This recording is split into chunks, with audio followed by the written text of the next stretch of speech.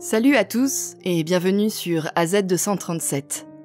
Nous rêvons tous de l'avenir, nous nous voyons comme nous voulons être dans quelques années, et nous remettons à plus tard toutes les choses que nous pouvons faire aujourd'hui. Nous pensons que nous avons toute la vie devant nous. Nous prenons notre temps pour vivre, nous prenons notre temps pour profiter de chaque nouveau jour. Nous prenons notre temps pour aimer et voir, passer du temps avec nos proches, et nous le gaspillons parfois pour des choses qui n'ont aucune importance. Et ce n'est que lorsqu'il est trop tard que nous réalisons combien de temps nous avons perdu et que nous commençons à apprécier chaque jour qui passe. Une fillette de 5 ans s'est mariée et quelques jours plus tard, elle est morte. Regardons son histoire. Mais avant de commencer, voici la question du jour. Je peux tant bien que mal ressembler, mais dès que l'on m'utilise, je rends méconnaissable. Qui suis-je ?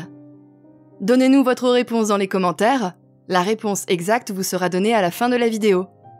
N'hésitez pas à liker la vidéo pour nous encourager, et si vous êtes nouveau sur la chaîne, abonnez-vous et activez la cloche de notification pour ne manquer aucune de nos prochaines vidéos.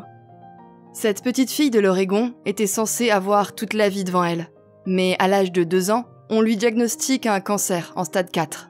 La petite fille a combattu cette terrible maladie comme une vraie battante pendant plusieurs années. Et les médecins pensaient qu'elle aurait encore peut-être une petite chance. Mais juste avant son 5e anniversaire, les parents de Lila ont appris que ce serait sa dernière grande fête. Une chimiothérapie de plus serait tout simplement fatale pour le corps torturé de leur bébé. Lorsque les médecins ont annoncé à sa mère que le corps de Lila était trop faible pour poursuivre le traitement, sa famille et ses amis se sont réunis pour lui apporter autant de joie que possible pendant le temps qui lui restait. Lorsque sa mère a demandé à la petite fille, peu avant son anniversaire, de quoi elle rêvait, Lila a répondu qu'elle voulait faire l'expérience d'avoir tout ce que le temps lui enlèverait. Sa mère et son père, Heidi Hall et Ryan Shaw, ont alors pris une décision. Ils ont essayé d'intégrer dans cette dernière célébration pour leur fille un grand nombre de moments qu'elle aurait eu à vivre à l'avenir. De très nombreux anonymes et inconnus se sont impliqués et ont aidé à l'organisation. Le jour de son anniversaire, leur princesse est arrivée au True Ball. La petite fille était vêtue d'une robe incroyable et d'un magnifique diadème. Parmi les invités, il y avait des sirènes, des princesses et des super-héros. La calèche a emmené Lila dans un bâtiment de style château au cœur de sa ville natale. Et la place devant le bâtiment était bondée. Des centaines d'étrangers, hommes et femmes, adultes et enfants, sont venus la soutenir. Tous étaient prêts à faire beaucoup pour faire sourire cette petite fille, même s'il s'agissait d'une parfaite inconnue. Une fois à l'intérieur du bâtiment, elle s'est retrouvée dans le véritable royaume de Cendrillon. Lila aimait vraiment les princesses. Elle n'arrivait pas à croire que cela se produisait. En réalité, une cérémonie de remise des diplômes a été organisée pour la fillette, car ce jour marque une étape importante pour les adolescents. C'est un tremplin vers l'âge adulte. Et à 5 ans, elle a vécu ce moment excitant comme elle aurait dû le vivre bien des années plus tard, avec un sérieux et une responsabilité absolue. Tous les invités ont souri et applaudi, et la fillette était aux anges. Le chapitre suivant de la célébration a été son mariage. Son père, Ryan, a posé un genou à terre et lui a demandé si elle était d'accord pour devenir sa seule et unique femme, la plus importante du monde. Il a demandé Lila en mariage et lui a demandé sa main et son cœur. Lila a répondu oui, avec grand plaisir. Tous les invités ont été submergés par l'émotion après ces mots. Son père a serré sa petite fille dans ses bras, retenant à peine ses larmes. Ryan a dansé la première danse avec son petit trésor, et ces moments resteront à jamais gravés dans la mémoire de beaucoup. Lila a dit plus tard, après la fête, que ce qu'elle avait préféré, c'est le moment où mon papa a pleuré, même si elle ne comprenait certainement pas pourquoi. Probablement parce qu'il était très ému et heureux. Le rêve de la princesse a fait la une des journaux du monde entier, attirant l'attention sur cette histoire. Lila avait un autre souhait, danser sur scène avec Luke Bryan, le chanteur et compositeur américain de country qu'elle adorait. Chaque fois qu'elle entendait ses chansons, elle se mettait à danser. La mère de Lila a déclaré qu'être sur scène avec lui pendant qu'il chante cette chanson serait le plus beau cadeau qu'elle puisse recevoir. Après avoir lu le souhait de la petite fille sur Facebook, Luke Bryan a saisi l'occasion de réaliser le rêve de la petite fille. Il l'a personnellement appelée et lui a parlé au téléphone pendant 30 minutes. Puis, il a encouragé ses parents. Ils ont été très impressionnés par le geste de la star. Bryant a également enregistré un message vidéo spécial pour Lila, disant qu'elle et sa famille obtiendraient des billets VIP pour le prochain concert. Il allait laisser Lila chanter sa chanson préférée avec lui sur l'immense scène. Mais malheureusement, la petite fille n'a jamais pu assister au concert de son idole. L'état de la fillette s'est rapidement aggravé et elle a été placée à l'hôpital en soins palliatifs. Et quelques jours plus tard, elle a finalement perdu son combat contre le cancer, dévastant le cœur de ses parents inconsolables. Tout l'Oregon est venu lui dire au revoir. Grâce au soutien de la communauté et des résidents, les dernières semaines de Lila ont été marquées par des moments de véritable bonheur, d'amour, de joie et d'émotions authentiques. Le père de Lila a déclaré « Je suis reconnaissant envers tout le monde.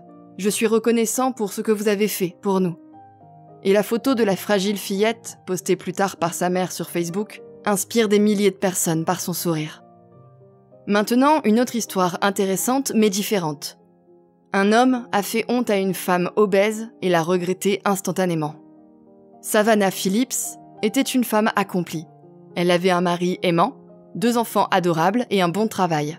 La seule chose qui l'a contrariée était qu'elle n'arrivait pas à perdre du poids, quoi qu'elle fasse. Et cela la dérangeait tellement que cela la rendait souvent anxieuse.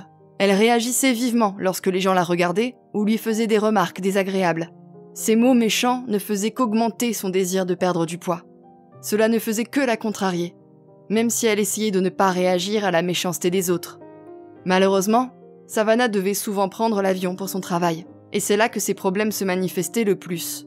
Elle devait toujours réserver et payer un siège supplémentaire à côté d'elle. Cela lui permettait de s'asseoir confortablement, sans craindre de recevoir sa dose de remarques et de méchanceté de la part de quelqu'un. Et cela l'aidait également à surmonter sa claustrophobie. Un jour, Savannah a dû prendre l'avion de toute urgence, et son vol a été réservé par un collègue de travail.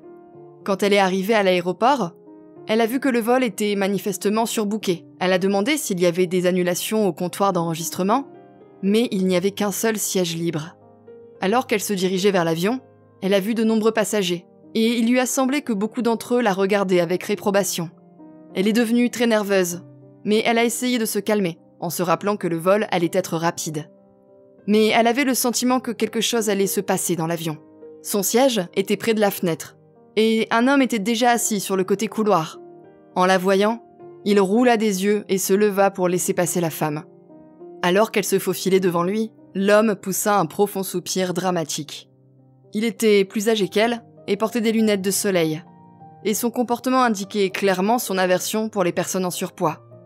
Savannah remarqua comment il jouait avec les paramètres de son téléphone, augmentant la taille de la police ou la luminosité. Elle n'y prêta pas vraiment attention et se dit qu'il en avait besoin pour une raison quelconque. Un peu plus tard, il attira son attention en déplaçant le téléphone. Pensant qu'il voulait lui montrer quelque chose, elle se pencha plus près, se rapprochant de l'écran, et il lui demanda « Pensez-vous que j'ai une police assez grande pour lire le texte ?» Elle le lut et étouffa un sanglot. C'était un message de l'homme à sa femme, dans lequel il écrivait qu'une femme grosse et malodorante était assise à côté de lui. « Je ne peux même pas me poser sur la coudoir, je vais vomir », disait le message devant les yeux de Savannah. Savannah détourne les yeux aussitôt, des larmes perlant dans ses yeux. Elle a littéralement essayé de se pousser contre le mur afin de s'éloigner de lui aussi loin qu'il était humainement possible de le faire. Savannah ne s'attendait certainement pas à ce qui s'est passé ensuite.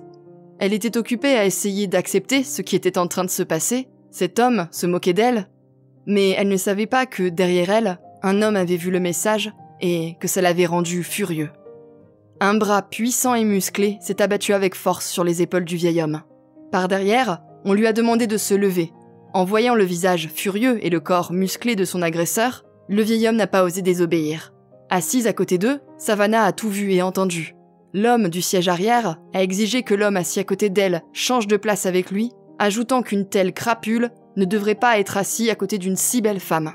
En voyant son visage résolu, l'homme aux lunettes de soleil accepta.